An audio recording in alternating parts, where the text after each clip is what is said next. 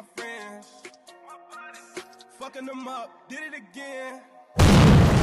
Yo, what is going on, guys? Your boy TeezMcGee, man. We are back here with another video today. Hope all you guys are doing well, taking care of yourselves, hydrating yourselves. Today we're gonna be reacting to The Doors, Light My Fire. Never heard of this band before. Like, even before I got introduced to the rock world, I heard some of the names before. I never heard The Doors, never heard that. Never heard the name before. So before we get into a reaction, I'm gonna just give a brief introduction really fast. The Doors. Let's see here. The Doors were an American rock band formed in Los Angeles, California in 1965 with vocalist Jim Morrison, keyboardist Ray Manzarek, guitarist Robbie Krieger, and drummer John Densmore. They were among the most controversial and influential rock acts of the 1960s, mostly because of Morrison's lyrics and voice with his erratic stage persona. And the group was widely regarded as one of the most important of the era's counterculture. What is counterculture? I have no idea what that is. The band took its name from the title of Aldous Huxley's book, The Doors of Perception, itself a reference to a quote by William Blake. After signing with Electrical Records, The Doors with Morrison released 6 albums in 5 years, some of which are considered among the greatest of all time, including The Doors, 1967, Strange Days, 1967, and LA Woman, 1971. They were one of the most successful bands during that time, and by 1972, The Doors had sold over 4 million albums domestically and nearly 8 million singles. Wow. How have I never heard of them? What the hell? Well, I guess I ain't heard a lot of shit, man. This was, like, rock, I just want to let y'all know, this is a completely different world. That's why it's so fun for me. Like, it's a completely different world, dude. Like, when I tell y'all I didn't listen, not even listen, I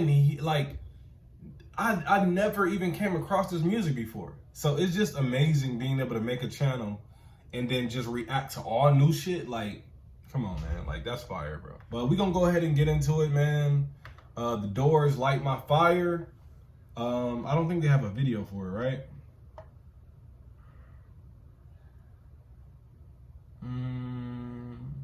No, I don't think so. But let's go ahead, man. We're just gonna go with the audio, Light My Fire. I'm gonna actually go with the remaster. I'm gonna go with the 2017 remaster. Just see how they did. Let's go. You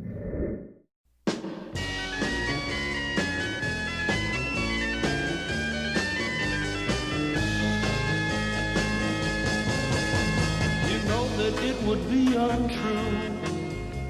You know that I would be a liar if I was to say to you, girl, we couldn't get much higher. Come on, baby, light my fire. Come on, baby, light my fire. Try to set the night on fire. The time to hesitate is through. No time to wallow in the mire. Try now, we can only lose, and our love become a funeral pyre. Come on, baby, light my fire. Come on, baby, light my fire. Try to set the night on fire.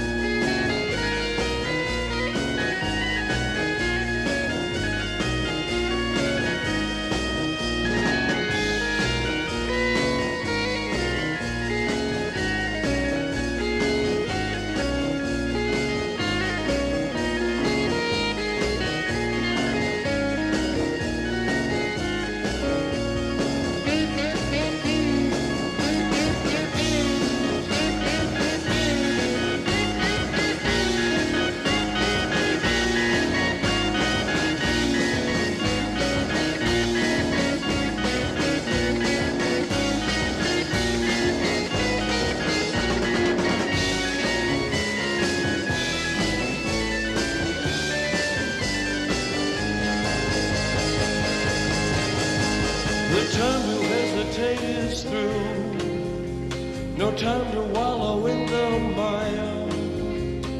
Try now, we can only lose, and our love become a funeral pyre. Come on, baby, light my fire. Come on, baby, light my fire. Try to set the night on fire. You know that it will be untrue. You know that I would be a liar if I was to say to you, girl, we couldn't get much higher. Come on, baby, light my fire. Come on, baby, light my fire. Try to set the night on fire. Try to set the night on fire. Try to set the night on fire. Try to set the night on fire.